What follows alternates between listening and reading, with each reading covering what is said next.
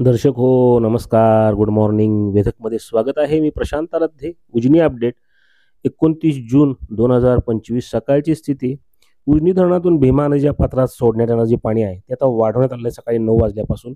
आता 10,000 क्युसेकनं नदीमध्ये पाणी सोडलं जात आहे आणि याचबरोबर वीज निर्मिती करता म्हणून 1600 क्युसेकचा विसर्ग आहे. त्यामुळे भीमा नदीमध्ये 11,600 क्युसेकचा विसर्ग सकाळी 9 वाजल्यापासून सोडण्यात येतोय.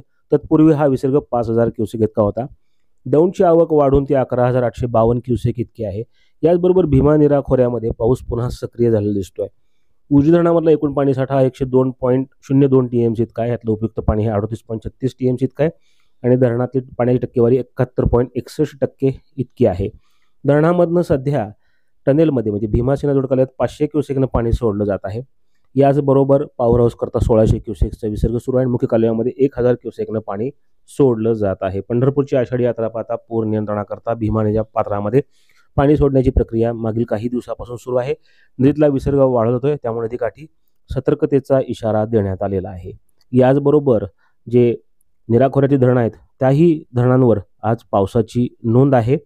भाटघर धरणावर 14 मिलीमीटर पाऊस झाला आहे. निरा देवघरवर 22 मिलीमीटर पाऊस, गुंजवणीवर 31 मिलीमीटर पावसाची नोंद आहे. दरम्यान वीर धरण हे 73.35% इतकं भरले. 1400 क्युसेकचं पाणी त्यातून सोडलं जाते वीज निर्मिती करता. म्हणून भाटघर धरण जे आहे ते 45% भरलेलं आहे. निरा देवघर 35.18% आणि गुंजवणी प्रकल्प हा 60.25% इतका भरलेला आहे.